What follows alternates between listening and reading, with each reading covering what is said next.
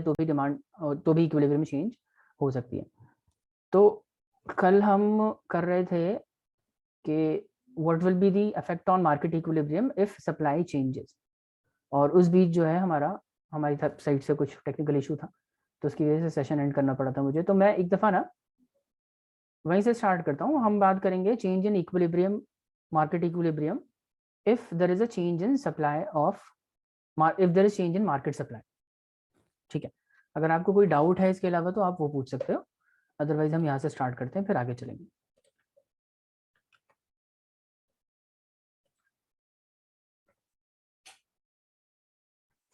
Okay, तो heading डालें आप लोग, चेंज इन, हम बात कर रहे हैं चेंज इन मार्केट इक्विलिब्रियम की, change in equilibrium if supply changes, if market supply increases,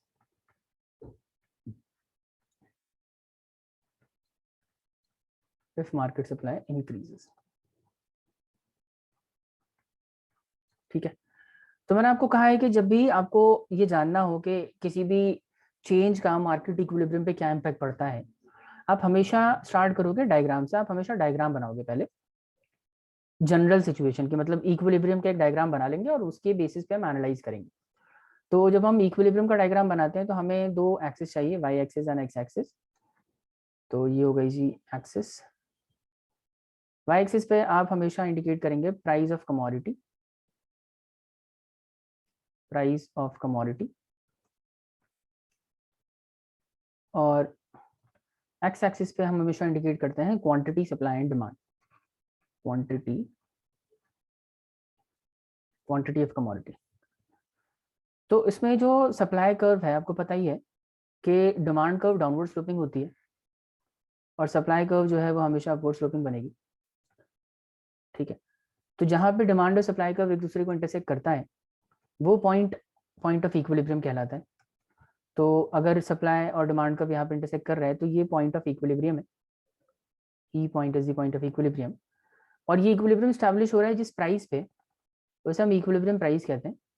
तो लेट्स सपोज कि ये इस पी प्राइस पे इक्विलिब्रियम स्टैब्लिश हुआ, और जो क्वांटिटी इस पे डिटरमिन होती है उसको हम इक्विलिब्रियम क्वांटिटी कहते हैं। तो क्यू क्वांटिटी इक्विलिब्रियम क्वांटिटी होगी। अब हम सिचुएशन एनालाइज करेंगे कि अगर सप्लाई में इंक्रीज होता है तो उससे क्या फर्क पड़ेगा ओवरऑल, जो हमारा ऑलरेडी एग्जिस्टिंग इक्विलिब्रियम है उस पर क्या इम्पैक्ट पड़ता है।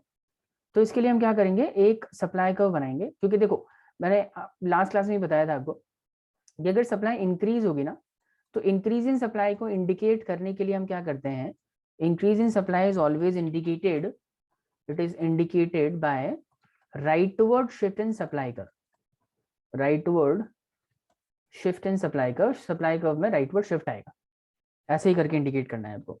तो चले, क्योंकि हमारी सप्लाई इंक्रीज हो रही है तो हम सप्लाई कर्व को राइटवर्ड शिफ्ट करते हैं। तो सप्लाई अब आ जाएगी लेट्स सपोज यहाँ पे। ठीक है, ये न्यू सप्लाई कर्व है, इसको हम नाम दे देते हैं S1। ठीक है, अब देखो मैंने बताया आपको लास्ट क्लास में भी कि जैसे ही सप्लाई बढ़ती है ना, तो एग्जिस्टिंग इक्विलिब्रियम पॉइंट जो है ना, जो भी आपका एग्जिस्टिंग इक्विलिब्रियम पॉइंट है या एग्जिस्टिंग इक्विलिब्रियम प्राइस है, उसमें क्या चेंज आएगा। एग्जिस्टिंग इक्विलिब्रियम प्राइस पे, जहां पे पहले तो डिमांड सप्लाई बराबर थी, अभी जब सप्लाई अचानक से बढ़ जाएगी तो एग्जिस्टिंग इक्विलिब्रियम प्राइस पे क्या होगा कि डिमांड, मार्केट डिमांड कम हो जाएगी और मार्केट सप्लाई ज्यादा हो जाएगी। ठीक है, तो कहने का मतलब ये जो प्राइस है, इस प्राइस पे सप्लाई हो गई ज्यादा और डिमांड रह गई वहीं, तो इसकी वजह से ये इतना एक्सेस सप्लाई क्रिएट हो रहा है, ये excess supply. Correct, market demand ज्यादा है, मार्केट डिमांड कम है, मार्केट सप्लाई ज्यादा है, तो it will create a situation of excess supply in market. और जब एक्सेस सप्लाई होती है ना मार्केट में, मतलब सप्लायर साइड का प्रेशर ज्यादा है, सप्लाई ज्यादा है, तो इसकी वजह से कंपटीशन बढ़ता है। कंपटीशन किस में बढ़ेगा, कंपटीशन सर बायर्स सेलर्स में बढ़ जाएगा, सेलर ना आपस में compete करेंगे। तो सप्लाई, एक्सेस सप्लाई की वजह से एक्सेस सप्लाई की वजह से कंपटीशन सेलर्स में बढ़ेगा, और जब सेलर्स compete करते हैं, कंपटीशन अमंग सेलर्स, जब सेलर्स compete करते हैं तो क्या होता है, क्या फर्क पड़ता है? तो फर्क क्या पड़ता है सर कि प्राइस ना धीरे धीरे कम होना शुरू हो जाता है। प्राइस, ये इम्पैक्ट है, इस कंपटीशन का इम्पैक्ट कहाँ कहाँ आएगा आप देखिए जरा। जैसे ही बायर्स सेलर्स compete करेंगे ना, तो प्राइस सबसे पहले कमोडिटी का कम होना शुरू हो जाएगा। वो कंपटीशन के चक्कर में प्राइस कम करेंगे कस्टमर्स अट्रैक्ट करने के लिए, और जैसे ही प्राइस कम होगा तो ये ज्यादा कस्टमर्स को अट्रैक्ट करेगा, तो मार्केट डिमांड ना बढ़नी शुरू हो जाएगी, मार्केट डिमांड बढ़ेगी। कंपटीशन की वजह से प्राइस कम होगा तो डिमांड बढ़ेगी, और जब प्राइस घट रहा है ना, तो कस्टमर्स तो ज्यादा अट्रैक्ट होंगे, लेकिन सेलर के पॉइंट से अगर हम बात करें, बहुत सारे सेलर डिस्करेज होंगे, प्राइस के कम होने से वो मार्केट से निकलना शुरू हो जाएंगे या वो बेचना बंद कर देंगे। तो इसकी वजह से मार्केट में जो सप्लाई है ना वो कम हो जाएगी, मार्केट की सप्लाई जो है वो कम हो जाएगी। अब देखो सिचुएशन क्या थी, सिचुएशन ये थी कि मार्केट में डिमांड डिमांड कम हो गई थी, सप्लाई ज्यादा हो गई, और एक्सेस सप्लाई होगा। अब एक्सेस सप्लाई को करेक्ट करने के लिए क्या क्या मतलब क्या साइकिल स्टार्ट हो जाती है, क्या रिएक्शन स्टार्ट हो जाता है मार्केट का, उसको करेक्ट करने के लिए कि बायर सेलर्स आपस में compete करते हैं, प्राइस घटने लगता है। प्राइस घटने की वजह से डिमांड ऑटोमेटिकली ऊपर जाने लगती है और सप्लाई धीरे धीरे कम होने लग जाती है। मान लीजिए ये सिचुएशन थी कि डिमांड तो रह गई 1000 पे और सप्लाई हो गई थी 1500, तो भाई इक्विलिब्रियम तो तभी स्टैब्लिश होगा जब दोनों बराबर हो। तो उसको बराबर करने के चक्कर में क्या होता है ना कि सेलर्स प्राइस कम कर देते हैं, तो डिमांड ना थोड़ा थोड़ा ऊपर आ जाती है, डिमांड 1000 से बढ़ के लेट्स सपोज के वो 1200 पे आ जाती है, तो सप्लाई थोड़ा सा कम हो जाती है, 1300 पे आ जाती है। लेकिन अभी भी क्योंकि गैप नजर आ रहा है ये ज्यादा है, तो अभी फिर से कंपटीशन होगा, सेलर प्राइस और कम करेगा, तो प्राइस बढ़ के थोड़ा सा प्राइस घट जाता है, जिसकी वजह से सप्लाई ना हो जाती है 1250, डिमांड 1250 हो जाती है और सप्लाई घट के हो जाती है 1250, तो इवेंचुअली इक्विलिब्रियम स्टैब्लिश हो जाता है वापस से। समझे कहने का मतलब कि इनके बीच में जो कंपटीशन हो रहा है ना, ये कंपटीशन तब तक चलता रहता है जब तक मार्केट इवेंचुअली इक्विलिब्रियम अचीव नहीं कर लेती। समझ आया सबको ये Chetna, Anvi, is that clear to you? Yes sir. Yes तो नया वाला जो इक्विलिब्रियम Yes, पॉइंट sir. है, अगर आप समझ रहे हैं बात, तो आपको समझ आएगा कि न्यू इक्विलिब्रियम प्राइस नीचे क्यों चला गया, क्योंकि कंपटीशन की वजह से, एक्सेस सप्लाई की वजह से प्राइस कम हुआ है, और प्राइस कम होने की वजह से न्यू इक्विलिब्रियम पॉइंट अब यहाँ पे स्टैब्लिश होगा। ठीक है, तो ये हो गया आपका new equilibrium point, new equilibrium price and new equilibrium quantity. Q1 will be quantity, new equilibrium point will be, let's suppose इसको नाम दे देते हैं F point। बस ये सारा पॉइंट, ये सारा डिस्कशन जो हमने अभी किया है, इसको हम थ्योरेटिकली एक्सप्लेन कर देते हैं। स्टार्टिंग विद, जब भी ये पूछेंगे ना कि अगर इंक्रीज इन सप्लाई होगा तो क्या फर्क पड़ेगा, हम स्टार्ट करेंगे कि जब मार्केट में इंक्रीज इन सप्लाई होगा तो इसकी वजह से एग्जिस्टिंग सप्लाई कर्व आगे की तरफ शिफ्ट हो जाएगा, राइटवर्ड शिफ्ट हो जाएगा, जिसकी वजह से एग्जिस्टिंग इक्विलिब्रियम प्राइस पे मार्केट में एक्सेस सप्लाई क्रिएट हो जाएगी। एक्सेस सप्लाई के कारण मार्केट में सेलर्स के बीच में कंपटीशन बढ़ेगा, और जब सेलर्स compete करेंगे तो प्राइस धीरे धीरे कम होने लगेगा और दूसरी तरफ डिमांड बढ़ने लगेगी और सप्लाई थोड़ा थोड़ा नीचे आने लगेगी। और ये प्रोसेस, ये जो पूरा रिएक्शन है, ये पूरा जो प्रोसेस है, ये प्रोसेस कब तक चलेगा, तब तक जब तक डिमांड सप्लाई वापस से बराबर ना होके इक्विलिब्रियम स्टैब्लिश नहीं कर लेती, तब तक चलता रहेगा। ठीक है, तो इस तरीके से डायग्राम बनाएंगे। तो ये हो गया, ये था सिचुएशन थर्ड, केस 3 की हम बात कर रहे हैं।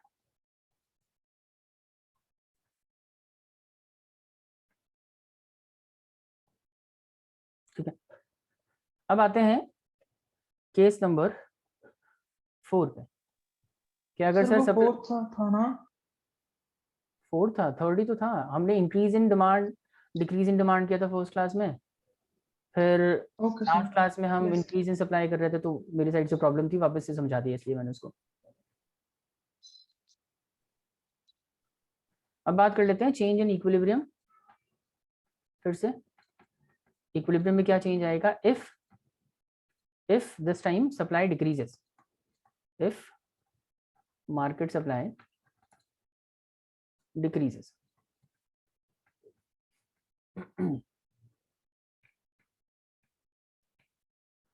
ठीक है, तो इसमें क्या करेंगे हम, फिर से एक इक्विलिब्रियम की सिचुएशन ड्रॉ कर लेंगे।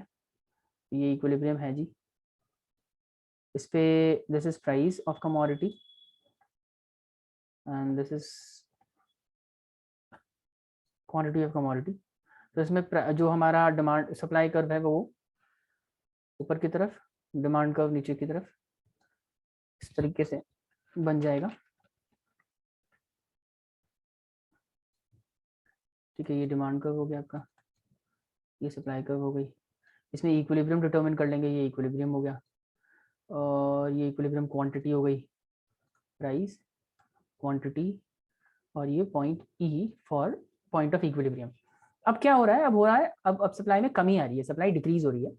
तो सप्लाई जब डिक्रीज होगी तो हम क्या करेंगे, सप्लाई कर्व को लेफ्टवर्ड या अपवर्ड शिफ्ट कर देंगे। अपवर्ड शिफ्ट इंडिकेट करता है कि there is a decrease in supply of commodity. तो सप्लाई हमारी एस से शिफ्ट होके S1 पे चली गई, समझ आया? अब इसकी वजह से क्या होगा बताएं जरा, एग्जिस्टिंग इक्विलिब्रियम पॉइंट पे क्या क्या सिचुएशन क्रिएट हो जाएगी, existing equilibrium existing equilibrium price पे क्या सिचुएशन क्रिएट हो जाएगी, कोई बताएगा मेरे को? एक्सेस सप्लाई हो जाएगी या एक्सेस डिमांड हो जाएगा, बताओ। अनवी, चेतना, एनीवन? किसी को आइडिया नहीं है? देखिए इस प्राइस पे जहां पहले इक्विलिब्रियम स्टैब्लिश हो रहा था, क्योंकि डिमांड सप्लाई बराबर थी, मान लीजिए डिमांड 1000 थी और सप्लाई भी 1000 की ही थी। अब मेरे को बताओ अब क्या हो रहा है, सप्लाई, ये डिमांड है, ये सप्लाई। अब मेरे को बताइए सेम प्राइस पे क्या हो रहा है, डिमांड चेंज हो रही है, सप्लाई चेंज हो रही है? सर सप्लाई चेंज हो रही है, सप्लाई क्या चेंज हो रही है, सप्लाई बढ़ रही है घट रही है? बढ़ रही है सर। बढ़ रही है, नहीं हो रही है सर, घट रही डिक्रीज है। हो रही है। डिमांड चेंज हो रही है। डिमांड कहाँ चेंज हो रही है, सप्लाई तो चेंज हो रही है बेटा, लिखा तो है ये ऊपर। सप्लाई डिक्रीज हो रही सप्लाई डिक्रीज होने का मतलब है कि सप्लाई अगर 1000 थी पहले, तो मान लेते हैं 700 हो गई, लेकिन डिमांड तो अपनी जगह रुकी है ना। अगर डिमांड अपनी जगह रुकी हुई है तो उसकी वजह से डिमांड तो 1000 पे पहुंच गई, 1000 ही है, और लेकिन सप्लाई पहुंच गया 700 पे। अब मेरे को बताओ क्या ज्यादा नजर आ रहा है आपको, डिमांड ज्यादा है सप्लाई ज्यादा है? जिस पॉइंट पे, जिस प्राइस पे पहले डिमांड सप्लाई बराबर थी, अभी उसी पॉइंट पे डिमांड ज्यादा है सप्लाई कम है। तो इस सिचुएशन को क्या कहेंगे आप, एक्सेस डिमांड है एक्सेस सप्लाई है? Excess demand. एक्सेस डिमांड है, करेक्ट। तो एक्सेस डिमांड की सिचुएशन में, मतलब जब सप्लाई डिक्रीज होती है ना, तो ऑटोमेटिकली एक्सेस डिमांड की सिचुएशन क्रिएट हो जाती है, डिमांड ज्यादा हो जाएगी सप्लाई कम हो जाएगी। अब जब डिमांड ज्यादा हो गया, मेरे को बताओ कंपटीशन होगा मार्केट में, किसके बीच में कंपटीशन, किसके बीच में होगा, अमंग बायर या among sellers? Buyers. Among buyers. क्यों होगा? क्योंकि सर बायर्स ज्यादा है ना, इस बार डिमांड ज्यादा है ना, तो बायर्स को compete करना पड़ेगा, बायर्स compete करेंगे। और बायर compete करने का क्या मतलब है कि बायर जो है, जैसे फिर से समझ लो 1000 की डिमांड है और सप्लाई जो है वो सिर्फ 700 ही है, मतलब सप्लायर कम है खरीदार ज्यादा है, तो इक्विलिब्रियम तो होगा नहीं, एक्सेस डिमांड है। तो एक्सेस डिमांड अगर है तो इक्विलिब्रियम क्रिएट नहीं हो रहा, हमें बराबर करना पड़ेगा ना इसे। तो खैर, डिमांड के ज्यादा होने की वजह से बायर्स आपस में compete करेंगे, और बायर के कंपटीशन की वजह से क्या होगा, प्राइस बढ़ेगा या घटेगा, कोई बताए जरा? बढ़ेगा। बढ़ेगा। और जब जैसे प्राइस बढ़ेगा, आप मेरे को बताओ, अनवी आप बताइए कि जब प्राइस बढ़ेगा तो क्या डिमांड पे कोई फर्क पड़ेगा, डिमांड बढ़ जाएगी या कम हो जाएगी? सर जब प्राइस बढ़ेगा तो डिमांड कम हो जाएगी। डिमांड कम होने लगेगी, करेक्ट। तो डिमांड जैसी प्राइस बढ़ेगा ना, डिमांड घट के मान लीजिए आ गई 900 पे, पहले तो 1000 थी, ये 900 हो गई, तो डिमांड घट जाएगा। लेकिन दूसरी तरफ सप्लाई क्या होगी, जैसे प्राइस बढ़ेगा सप्लायर के तो मजे आ जाएंगे, सप्लाई करेगा चलो ठीक है भाई, अब थोड़ा बेहतर रेट मिल रहा है, हम ज्यादा सप्लाई करेंगे, तो सप्लाई पे क्या फर्क पड़ेगा, सप्लाई दूसरी तरफ बढ़ेगी। तो जैसे ही डिमांड 900 हो गई, सप्लाई बढ़ के 800 हो जाएगी। लेकिन आपको लग रहा है अभी भी इक्विलिब्रियम स्टैब्लिश हुआ है क्या, बताइए? अभी भी सप्लाई कम है, डिमांड ज्यादा है, करेक्ट? यस। इसका मतलब अभी भी एक्सेस डिमांड ही क्रिएटेड है मार्केट के अंदर, एक्सेस डिमांड ही एग्जिस्ट कर रही है। तो इसको एडजस्ट करने के लिए फिर से बायर्स में ही कंपटीशन चलता रहेगा, बायर्स कंपटीशन करते रहेंगे तो प्राइस बढ़ता रहेगा, प्राइस बढ़ेगा, डिमांड थोड़ा थोड़ा कम होती रहेगी, तो डिमांड कम होकर 850 पे आ गई मान लीजिए, और फिर थोड़ा थोड़ा सप्लाई भी जो है ऊपर जाएगी प्राइस के बढ़ने की वजह से, इवेंचुअली सप्लाई भी एक पॉइंट पे डिमांड के बराबर हो जाएगी, तो इक्विलिब्रियम एस्टैब्लिश हो जाएगा। समझ आया? तो कहने का मतलब कि जब सप्लाई कम होती है, मार्केट सप्लाई कम हो जाती है, तो it creates a excess demand situation in the market, और एक्सेस डिमांड की सिचुएशन में बायर्स और सेलर्स बायर्स आपस में compete करते हैं, जिसकी वजह से प्राइस धीरे धीरे धीरे धीरे बढ़ने लगता है, और प्राइस के बढ़ने की वजह से एक तरफ डिमांड तो कम होती है, दूसरी तरफ सप्लाई बढ़ने लगती है, और ये जो पूरा प्रोसेस है प्राइस के बढ़ने का, डिमांड के घटने का, सप्लाई के ऊपर जाने का, ये तब तक चलता रहता है जब तक इवेंचुअली वापस से इक्विलिब्रियम एस्टैब्लिश नहीं हो जाता। ये सब आपको थियोरेटिकली एक्सप्लेन करना पड़ेगा, और फिर हम इसमें इक्विलिब्रियम इंडिकेट करेंगे। पहले इक्विलिब्रियम ई पे एस्टैब्लिश हो रहा था, अभी इक्विलिब्रियम पॉइंट एफ पे एस्टैब्लिश होगा, यहाँ पे एस्टैब्लिश होगा। और इस पे देखो प्राइस बढ़ेगा या घटेगा, कोई मेरे को बताएगा? प्राइस पहले की तुलना में ज्यादा हो जाएगा या कम हो जाएगा? तो ज्यादा ज्यादा हो गया, प्राइस आ गया पी से ऊपर, P1। और क्वांटिटी पे क्या फर्क पड़ रहा है? क्वांटिटी पहले से ज्यादा हो जाएगी, कम हो जाएगी? कम कम हो जाएगी। देखो क्वांटिटी कहाँ आ गई, Q से Q1, तो क्वांटिटी कम हो रही है और प्राइस जो है वो बढ़ रहा है। इस तरीके से हम डिक्रीज इन सप्लाई का डायग्राम और इसकी थ्योरेटिकल एक्सप्लेनेशन दे सकते हैं। समझ आया सबको? Is that clear to us all? Sir yes sir. Yes तो सर। ये चारों केसेस हो गए कि अगर डिमांड इंक्रीज हो जाए, डिमांड डिक्रीज हो जाए, या सप्लाई इंक्रीज या डिक्रीज होती है तो क्या फर्क पड़ेगा। अब आते हैं केस नंबर 5। अब बात कर लेते हैं कि अगर दोनों में एक साथ चेंज हो जाए तो क्या होगा सर। केस 5, केस 5 क्या है कि when both demand and supply changes, correct, when both, मैं लिख देता हूं, चेंज इन इक्विलिब्रियम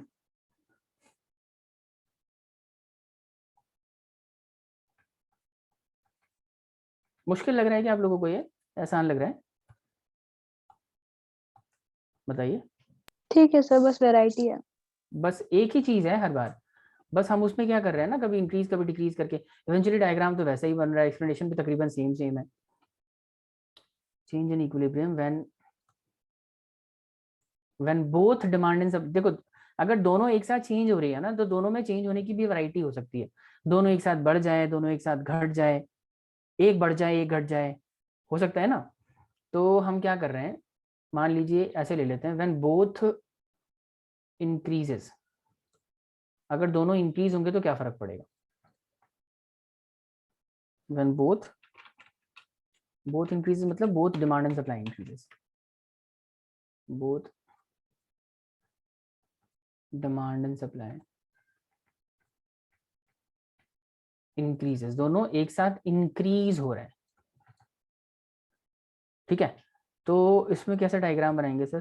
देखो पहले तो जनरल सिचुएशन की इक्विलिब्रियम क्रिएट कर लेंगे हम, कि मान लीजिए इक्विलिब्रियम ही एग्जिस्ट करता था पहले, तो ये हमारा पहले वाला सप्लाई कर्व था, ये डिमांड कर्व थी, और demand curve and supply curve, और इस पर हमारा इक्विलिब्रियम यहाँ पे एस्टैब्लिश हो रहा था पहले,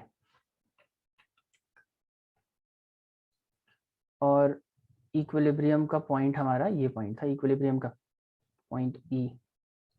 ठीक है, पी प्राइस पे इक्विलिब्रियम एस्टैब्लिश हो रहा था, क्यू क्वांटिटी पे इक्विलिब्रियम एस्टैब्लिश हो रहा था। अब देखो क्या करना है, हमें ये इंडिकेट करना है कि सप्लाई जो है वो, सप्लाई और डिमांड दोनों बढ़ रही है। तो आप मेरे को बताओ, अगर डिमांड सप्लाई दोनों बढ़ रही है तो उनका डायग्राम कैसे बनेगा, कैसे इंडिकेट करेंगे डायग्राम पे अगर दोनों इंक्रीज हो रहे हैं एक साथ, इसको idea. Sir demand right word shift हो जाएगा। करेक्ट, डिमांड अगर इंक्रीज होगी तो demand curve right word shift हो जाएगा। इस तरीके से डिमांड कर्व बना देंगे, D1 पे चला गया डिमांड, D1 पे डिमांड कर्व जाने का मतलब डिमांड इंक्रीज हो गई, सप्लाई भी तो इंक्रीज हो रही है, तो सप्लाई भी इंक्रीज कर यस लेते सर हैं, तो सप्लाई राइट इंक्रीज होगी तो वो लेफ्टवर्ड मतलब डाउनवर्ड आ जाएगी, S1। अनवी चेतना बताइए, क्लियर है? Yes sir. ठीक है, यस। तो अब देखो इसमें भी ना कई सारे केसेस होते हैं बच्चे, कि डिमांड सप्लाई की तुलना में ज्यादा इंक्रीज हो रही है या उसके बराबर ही इंक्रीज हो रही है, दोनों में इक्वल चेंज है, यानी यहाँ पे हम मान लेते हैं बराबर बराबर ही चेंज है दोनों में, मतलब अगर 50 मान लीजिए 20% सप्लाई इंक्रीज हो रही है तो 20% ही डिमांड भी इंक्रीज हो रही है, दोनों में बराबर ही चेंज है, ऐसा मान लिया मैंने। तो देखो सारे केसेस आप कर लोगे, सिर्फ एक बार कॉन्सेप्ट समझना होता है। तो मान लीजिए अगर दोनों बराबर बराबर चेंज हो रही है, एक काम करता हूँ मैं वापस से डायग्राम बनाता हूँ इसका। तो supply curve, supply curve change,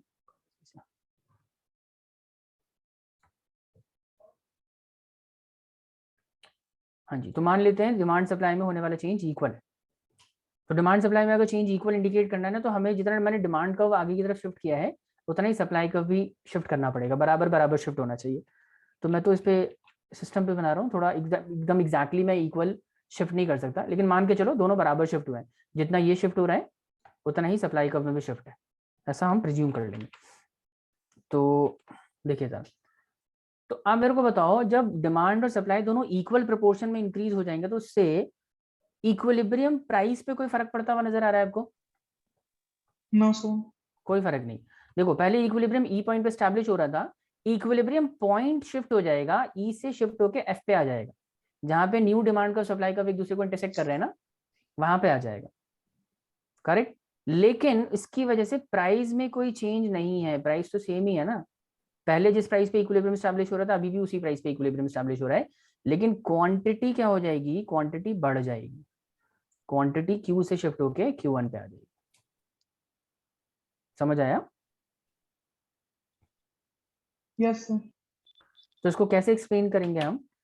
इसको लिखेंगे कि when there is increase in both demand and supply in equal proportion, अगर दोनों डिमांड सप्लाई में इक्वल प्रोपोर्शन में ही इंक्रीज होता है तो उसकी वजह से there will be no change in the existing equilibrium price, but equilibrium quantity will increase from Q to Q1. There will be increase in quantity, there will be no increase in, there will be no change in price of the commodity. commodity की कीमत same ही रहेगी, equilibrium point rightward shift हो जाएगा और equilibrium quantity भी rightward shift हो जाएगी। This is it. समझ आया चेतना, अनवी, स्पर्श? Yes, sir. Yes, sir. तो इस तरीके से इसको, अच्छा अब सिचुएशन इसमें अलग अलग सिचुएशन हो सकती है, जैसे हम इंक्रीज की बात कर रहे थे, ऐसे अगर डिक्रीज वाला केस होता, या कई दफा ऐसे भी देते हैं कि दोनों इंक्रीज तो हो रहे हैं लेकिन डिमांड में होने वाला इंक्रीज सप्लाई में होने वाले इंक्रीज की तुलना में ज्यादा है, demand is increasing more as compared to the increase in supply of commodity. तो उस केस में मैं लिख देता हूं यहाँ पे, यार केसेस बहुत सारे बन सकते हैं, तो मैं सारे तो कवर करवा नहीं सकता आपको, बहुत सारे 21 केसेस बनते हैं इसमें, लेकिन आपको एक दो समझ आ जाता है ना तो आप कर ही लेते हो फिर, लेकिन मैं बहुत सारे करवा दे रहा हूँ फिर भी आपको। चेंज इन इक्विलिब्रियम, इक्विलिब्रियम में क्या चेंज आएगा, इफ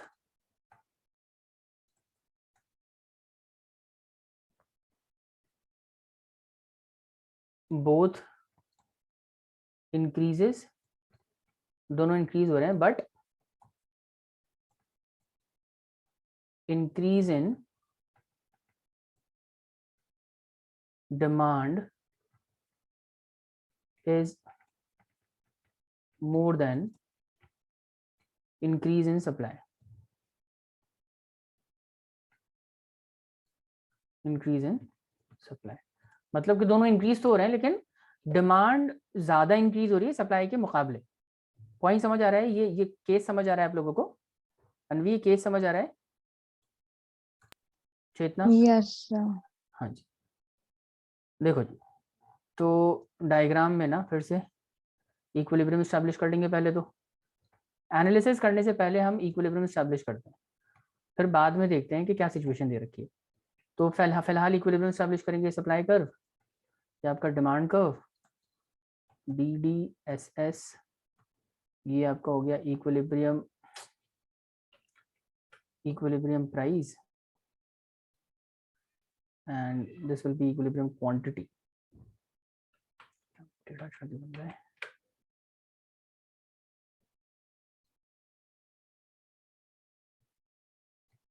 ठीक है।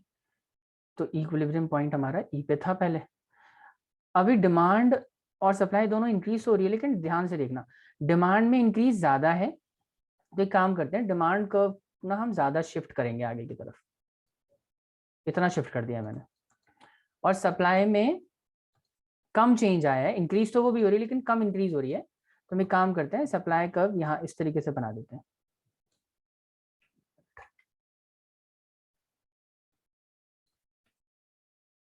ये S1 पे आई, आपको समझ आ रहा है? देखो डिमांड में कितना चेंज है, इतना सारा चेंज, इतना चेंज है, लेकिन सप्लाई में कितना चेंज हुआ है, सप्लाई में सिर्फ इतना चेंज है।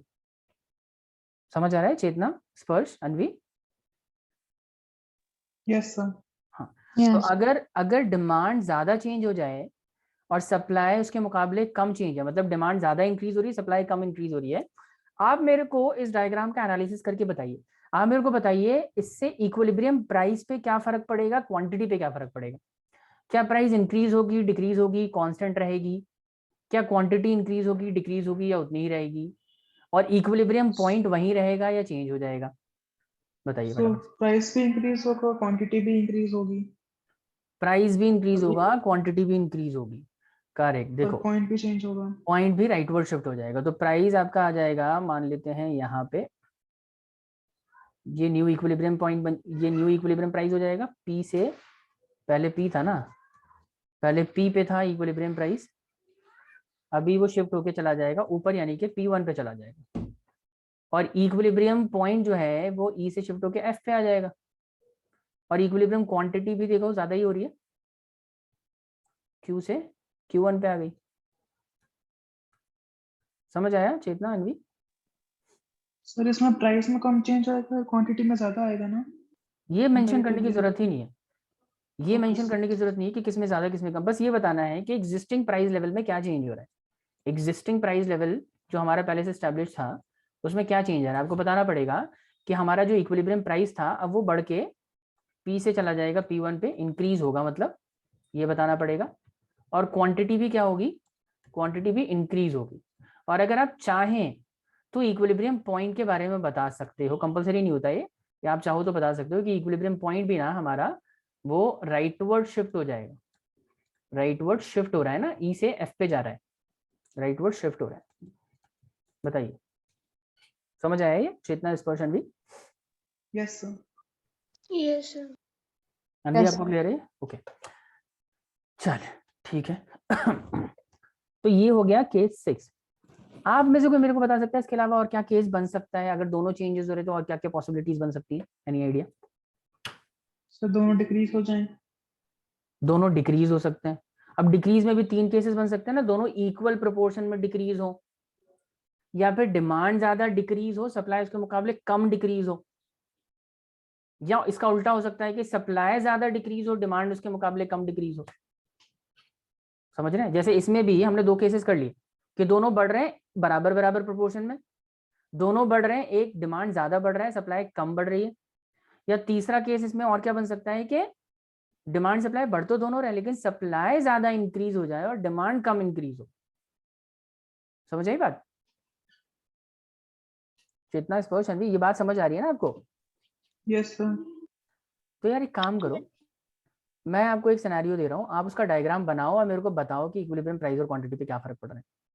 तो आपको बताना है कि अगर दोनों डिक्रीज हो जाएं तो इक्विलिब्रियम प्राइस पे क्या फर्क पड़ेगा, डिमांड सप्लाई दोनों डिक्रीज हो जाएं तो इक्विलिब्रियम प्राइस पे क्या फर्क पड़ेगा, अगर सप्लाई ज्यादा डिक्रीज हो और डिमांड कम डिक्रीज हो। करिए फटाफट से, सप्लाई में ज्यादा डिक्रीज है, डिमांड में कम डिक्रीज है, तो इसका क्या फर्क पड़ेगा प्राइस और क्वांटिटी के ऊपर, जल्दी बताओ।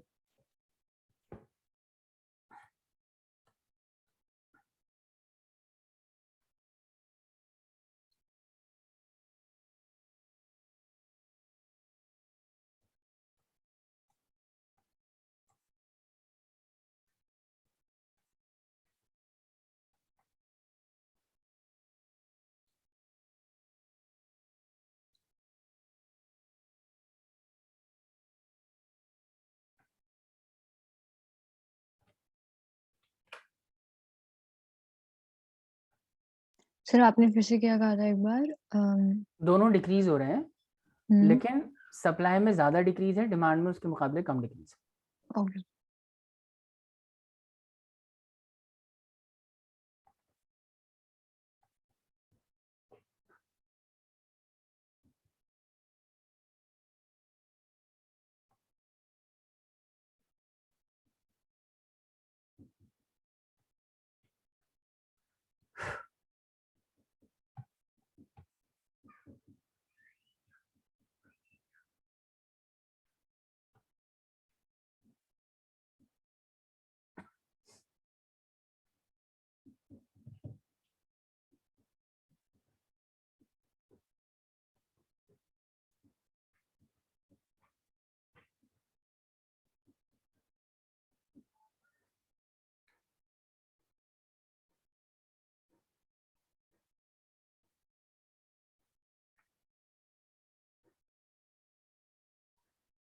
तो बस हमें डायग्राम बनाना है।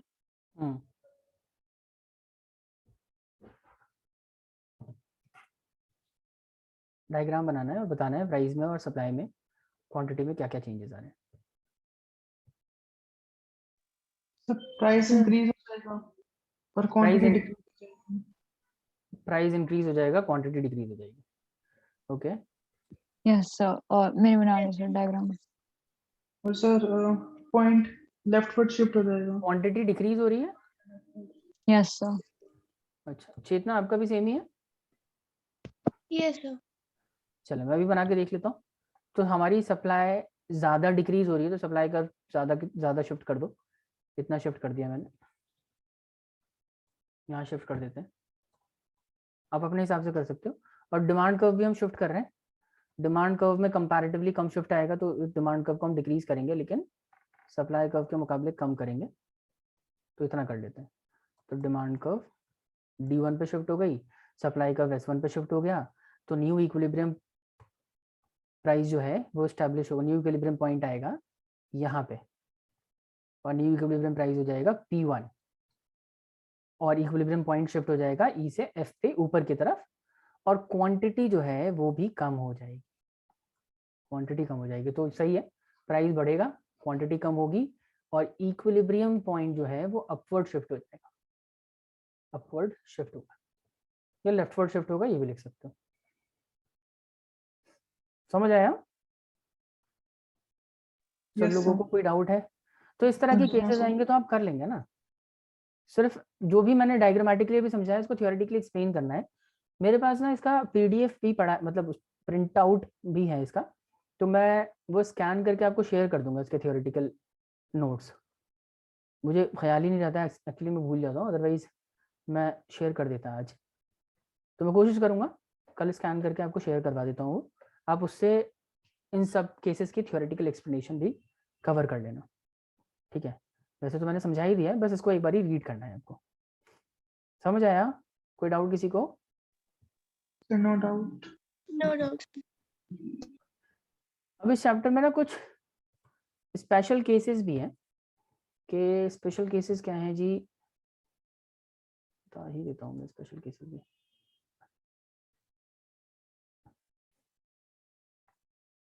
स्पेशल केसेस में है कि if demand is perfectly elastic,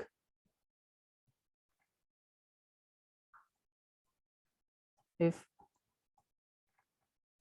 demand is perfectly elastic,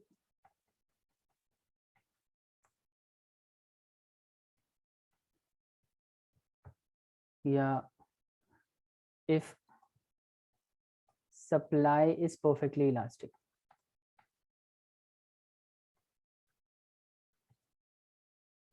supply is perfectly elastic,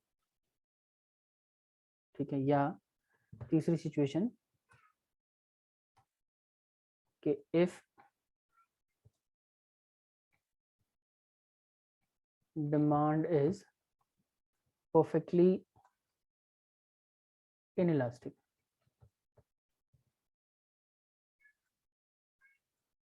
और या fourth situation if supply is perfectly inelastic। ठीक है, 4 और केसेस हैं, फिर चैप्टर खत्म है ये। कि अगर डिमांड परफेक्टली इलास्टिक है, उस सिचुएशन में इक्विलिब्रियम पे क्या फर्क पड़ेगा अगर सप्लाई चेंज होती है तो। अगर डिमांड परफेक्टली इलास्टिक है और हमें ये जानना है कि इक्विलिब्रियम पे क्या फर्क पड़ेगा, तो देखो अगर डिमांड परफेक्टली इलास्टिक है इसका मतलब वो क्या, क्वेश्चन ये कहेगा कि अगर डिमांड परफेक्टली इलास्टिक है तो क्या चीज चेंज हो रही है? सप्लाई चेंज होगी सिर्फ, या तो सप्लाई इंक्रीज होगी या सप्लाई डिक्रीज होगी बस। और अगर सप्लाई परफेक्टली इलास्टिक है तो सप्लाई में कोई चेंज नहीं होगा, सिर्फ किस में चेंज हो सकता है? तो डिमांड इंक्रीज होगी या डिमांड डिक्रीज होगी। ठीक है, तो पहले मैं ये 2 केसेस समझा देता हूँ, उस पर हम बाद में बात करते हैं। तो पहले हम बात कर रहे हैं स्पेशल केस में, केस ए की। स्पेशल केस में केस ए की बात कर लेते हैं। केस ए क्या है? इफ इफ, एक मिनट, केस ए है चेंज इन इक्विलिब्रियम, इक्विलिब्रियम में क्या चेंज आएगा, if if supply, if there is increase in supply, if there is increase in supply and demand is perfectly elastic, अगर डिमांड परफेक्टली इलास्टिक है और supply increase हो जाए, demand is perfectly elastic और supply increase हो जाए तो equilibrium पे क्या फर्क पड़ेगा ये बताना है। तो ध्यान से सुनो, आपको शायद इसी में कंफ्यूजन होगी कि perfectly elastic supply, perfectly elastic demand का मतलब क्या है। तो बच्चे परफेक्टली इलास्टिक डिमांड का मतलब होता है कि demand curve parallel to x axis है। परफेक्टली इलास्टिक की सिचुएशन में ना डिमांड कर्व कैसा बनता है, पैरेलल टू एक्स एक्सिस बनता है। अगर ये वाई एक्सिस और एक्स एक्सिस है और इधर हम प्राइस ले लें, इधर क्वांटिटी ले लें, तो हम बात कर रहे हैं सप्लाई, डिमांड कर्व कैसी है, परफेक्टली इलास्टिक का मतलब डिमांड कर्व एकदम straight line parallel to x axis है। अभी तक कैसा होता है, अभी तक हम बात कर रहे थे demand curve generally downward sloping होती है, लेकिन ये जनरली डाउनवर्ड स्लोपिंग तब होती है जब इम्परफेक्ट कंपटीशन की बात करें, या ऐसे बात कर लो कि प्राइस इंक्रीज डिक्रीज होने पे प्राइस और डिमांड का नेगेटिव रिलेशन होता है, तो वो डाउनवर्ड स्लोपिंग है। लेकिन डिमांड अगर परफेक्टली इलास्टिक है, इसका मतलब है कि डिमांड का पैरेलल टू एक्स एक्सिस बनेगा, डाउनवर्ड स्लोपिंग नहीं बनेगा। तो अगर डिमांड परफेक्टली इलास्टिक है तो हमारा इक्विलिब्रियम कहाँ स्टैब्लिश हो रहा होगा सर, जहाँ पे सप्लाई कर्व उसको इंटरसेक्ट कर रहा होगा। भाई सप्लाई कर्व तो ऐसे ही बनेगा ना, अपवर्ड स्लोपिंग ही रहेगा, क्योंकि डिमांड कर्व ही परफेक्टली इलास्टिक है बस। तो डिमांड कर्व हमने पैरेलल बना दिया, सप्लाई कर्व अपवर्ड स्लोपिंग है। तो इक्विलिब्रियम कहाँ पे स्टैब्लिश होगा सर, यहाँ पे जहाँ पे इंटरसेक्शन हो रहा है। तो इंटरसेक्शन हो रहा है पॉइंट ई पे, तो इक्विलिब्रियम स्टैब्लिश होगा ई पे।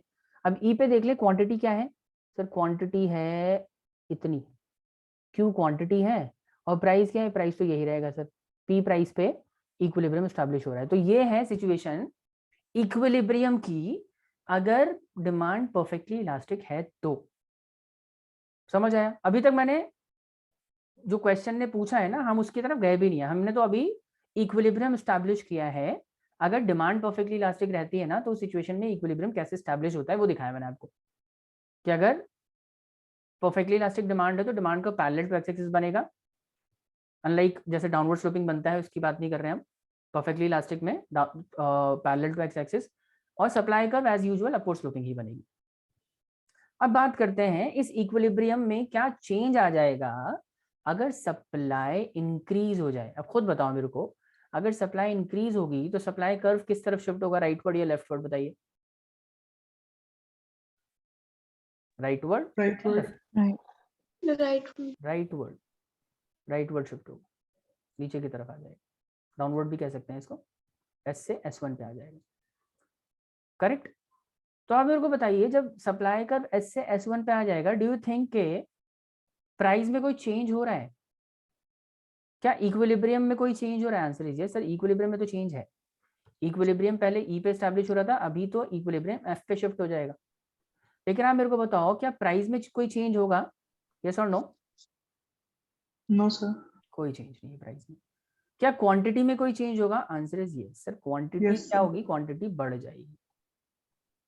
बस ये बताना है आपको कि अगर इक्विलिब्रियम की सिचुएशन है और सप्लाई डिमांड परफेक्टली इलास्टिक है, उसमें अगर सप्लाई बढ़े तो क्या फर्क पड़ेगा प्राइस के ऊपर, क्या फर्क पड़ेगा क्वांटिटी के ऊपर, क्या फर्क पड़ेगा इक्विलिब्रियम पॉइंट के ऊपर। ये तीन आंसर्स आपको करने होते हैं। तो आप क्या कहोगे, there will be no change in price of commodity. अगर परफेक्टली इलास्टिक डिमांड है और सप्लाई बढ़े तो प्राइस में कोई चेंज ही नहीं आएगा। लेकिन सप्लाई क्या हो जाएगी, supply will, quantity will increase.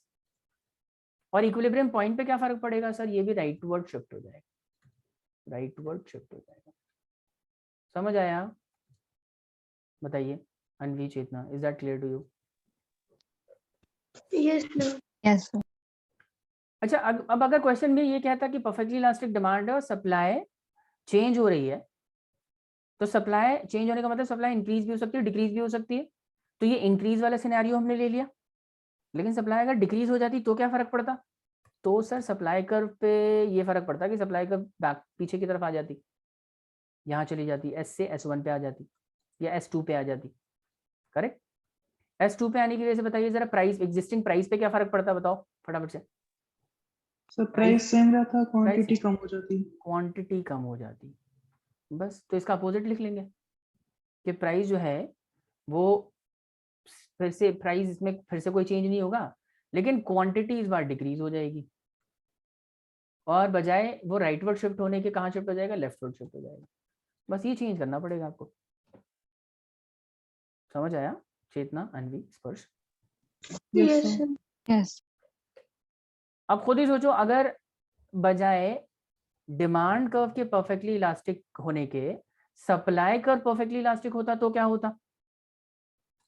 तो इसमें थोड़ा सा चेंज कर लेते हैं ना, केस बी की बात कर लेते हैं। केस बी में क्या था? सप्लाई परफेक्टली इलास्टिक है, तो केस बी में हम बात करेंगे change in equilibrium. Change in equilibrium में क्या चेंज आएगा? If supply is perfectly elastic. क्योंकि मेरा ख्याल है अब आपको बात समझ आ गई होगी, और आप खुद भी कर सकते हैं। अगर सप्लाई परफेक्टली इलास्टिक है, आप मेरे को बताओ, अगर सप्लाई परफेक्टली इलास्टिक है तो सप्लाई कर्व किस तरीके से बनेगा? बताइए किस सर तरीके से? Parallel to y axis. Parallel to y axis. गलत बता दिया आपने। और कोई बताएगा मेरे को? एक ही एक्सिस बचा है सर। सर परफेक्टली इलास्टिक की सिचुएशन में कोई भी कर्व हो, चाहे वो सप्लाई हो या डिमांड हो, बनेगा पैरेलल टू एक्स एक्सिस ही। ठीक है, तो अगर हम इस बार सप्लाई को परफेक्टली इलास्टिक रख रहे हैं, इसका मतलब किस में चेंज करना पड़ेगा सिर्फ हमें? अगर सप्लाई परफेक्टली इलास्टिक हो गई तो चेंज किस में आएगा? डिमांड में या सप्लाई में? अगर डिमांड। सप्लाई परफेक्टली इलास्टिक है, सर डिमांड में चेंज डिमांड ही चेंज करेंगे ना अब तो हम। तो सप्लाई कर्व बना लो पहले, ये सप्लाई कर्व, इस बार सप्लाई कर्व पैरेलल हो जाएगी। अब मेरे को बताओ डिमांड कर्व कैसी बनेगी? डिमांड कर्व कैसे? Upward sloping, downward sloping? Sir downward. Downward sloping.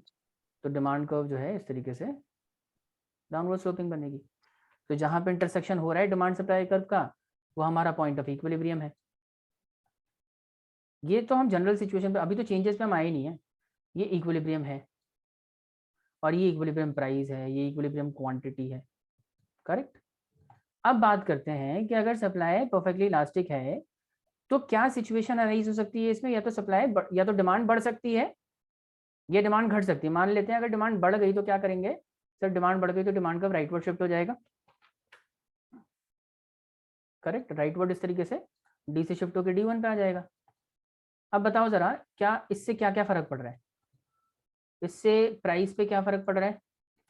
इससे क्वांटिटी पे क्या फर्क पड़ रहा है? अनवी आप बताएंगी। और इससे इक्विलिब्रियम पॉइंट पे क्या फर्क पड़ता हुआ नजर आ रहा है आपको? बताइए जरा। प्राइस पे क्या फर्क पड़ रहा है, क्वांटिटी पे क्या फर्क पड़ेगा? और प्राइस सेम, प्राइस सेम रहेगा। Perfect, very good. प्राइस तो सेम ही रहेगा, क्वांटिटी बढ़ गई क्वांटिटी बढ़ जाएगी। Very good.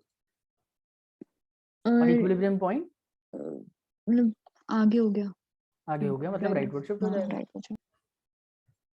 बस। और अगर सर ये घट जाता तो क्या करते? अगर डिक्रीज हो जाती डिमांड तो क्या करते? उसको लेफ्टवर्ड शिफ्ट कर देते हैं, ऐसे बना देंगे। और अब देखो इस पर क्या चेंज आ रहा है आपको? क्या दिख रहा है कि सर इक्विलिब्रियम पॉइंट हमारा वो लेफ्टवर्ड शिफ्ट हो जाएगा। इस बार ई से मान लेते हैं एफ जी पे आ गया, और इक्विलिब्रियम क्वांटिटी जो है इस बार वो कम हो जाएगी, Q2 पे आ जाएगी। जिससे पहले इक्विलिब्रियम क्वांटिटी बढ़ रही थी ना, यहाँ पे, यहाँ आ गई थी, Q1 पे आ गई थी, अभी ये घट जाएगी। समझे? प्राइस क्या रहेगा सर? प्राइस तो सेम ही रहेगा। मतलब चाहे सप्लाई इलास्टिक हो या डिमांड इलास्टिक हो, दोनों ही सिचुएशन में प्राइस में कोई चेंज नहीं आता, सिर्फ क्वांटिटी में ही चेंज आता है। समझ आई बात? अनवी, यस सर। ना? Yes sir. अब इसका जो दूसरा केस है, मतलब अगर परफेक्टली इन इलास्टिक हो डिमांड, डिमांड परफेक्टली इनइलास्टिक का मतलब पता है क्या है? वो आप कर लोगे, आप एक दफा बुक से देख लेना उसे। परफेक्टली इनइलास्टिक अगर डिमांड होगी ना, तो डिमांड का वैसे बनेगा परपेंडिकुलर टू एक्स एक्सिस, और सप्लाई कर्व इस तरीके से बनेगी। ये सप्लाई कर्व है, ये डिमांड कर्व है, इंटरसेक्शन यहाँ पे हो रहा है तो पॉइंट ऑफ इक्विलिब्रियम हो गया है, ये पॉइंट ऑफ इक्विलिब्रियम हो गया, ये इक्विलिब्रियम क्वांटिटी हो गई, इक्विलिब्रियम प्राइस हो गया। परफेक्टली इनइलास्टिक सर की इसमें बात है। क्वांटिटी सेम रहेगी। इसमें क्वांटिटी सेम रहेगी, प्राइस चेंज होगा। अब देखो इसमें क्या केसेस हो सकते हैं, क्योंकि हमने डिमांड परफेक्टली इनइलास्टिक कह दिया, तो अब सप्लाई या तो इंक्रीज हो सकती है या सप्लाई जो है वो डिक्रीज हो सकती है। अगर सप्लाई इंक्रीज हो जाएगी तो इस बार क्या होगा कि प्राइस तो सेम रहेगा, नहीं सॉरी, क्वांटिटी तो सेम, क्वांटिटी सेम रहेगी, क्वांटिटी सेम रहेगी, लेकिन प्राइस जो है वो रिड्यूस हो जाएगा। प्राइस हो जाएगा पी से आ जाएगा P1 पे, क्वांटिटी उतनी ही रहेगी। समझ आ रही है बात चेतना, स्पर्श, अन्वी? Yes, sir. यस और सर। अगर Yes. अगर अगर हम डिमांड डिक्रीज कर देते तो क्या होता है सर? डिमांड का इस तरफ शिफ्ट हो जाएगा, सॉरी सप्लाई अगर डिक्रीज कर देते तो सप्लाई आ जाएगी S1 पे। इसमें फिर से प्राइस तो डिक्रीज हो जाएगा, प्राइस तो आ जाएगा यहाँ पे P2 पे, लेकिन क्वांटिटी देखो, क्वांटिटी तो सेम ही रहेगी। ऐसे एक्सप्लेन करना होता है आपको। और फिर चौथा वाला केस है जब सप्लाई परफेक्टली इनइलास्टिक रहेगी, तो फिर सप्लाई को परपेंडिकुलर बना लेना। कर लोगे? बताइए। Yes, sir. नोट्स मैं Yes, शेयर sir. कर दूंगा, आप उससे एक बार पढ़ लीजिएगा। और मैं रिकमेंड करता हूँ कि आप ना एक दफ़ा बुक भी पढ़ लीजिए। बुक में ये जो स्पेशल केसेस है आप एक दफ़ा देखो, ये जो टॉपिक है ना आप सेल्फ स्टडी से कवर कर सकते हो, इसलिए मैं बोल रहा हूँ कि आप इसे, क्योंकि मैंने नोट्स बनवाए नहीं है इसमें, और क्योंकि आपको कवर करना है तो मैं चाहता हूँ कि आप एक दफ़ा बुक रेफर कर लोगे तो आपको क्लियर हो जाएगा। और तब भी अगर क्लियर नहीं होता तो मुझे बता देना, मैं फिर से कोशिश करूँगा, इसको आपको एक्सप्लेन कर दूंगा अच्छे से विद नोट्स, ठीक है? तो आज इतना ही करते हैं। ये चैप्टर वैसे तो हमने ख़त्म ही कर लिया है, लेकिन अगली क्लास में हम 10-15 मिनट इसमें और लगाएंगे। अगर आपको कोई डाउट्स होंगे उसको रिजॉल्व करेंगे, अदरवाइज फिर पॉसिबली नेक्स्ट क्लास में हम नया चैप्टर स्टार्ट करेंगे। एंड ये अगर हो गया है हमारा, अगर आप कर लेते हैं थोड़ा बहुत सेल्फ स्टडी करके, तो हमारा माइक्रो का सिलेबस खत्म हो गया। मैक्रो में 2 छोटे चैप्टर्स हैं, इंडेक्स नंबर है और कोरिलेशन है, तो वो करेंगे, ठीक है? तो होपफुली आपको सब समझ आ गया होगा। आज की क्लास में इतना ही, अगली क्लास में मिलते हैं और इसके आगे कंटिन्यू करते हैं। Till then take care, good bye. Thank you, sir.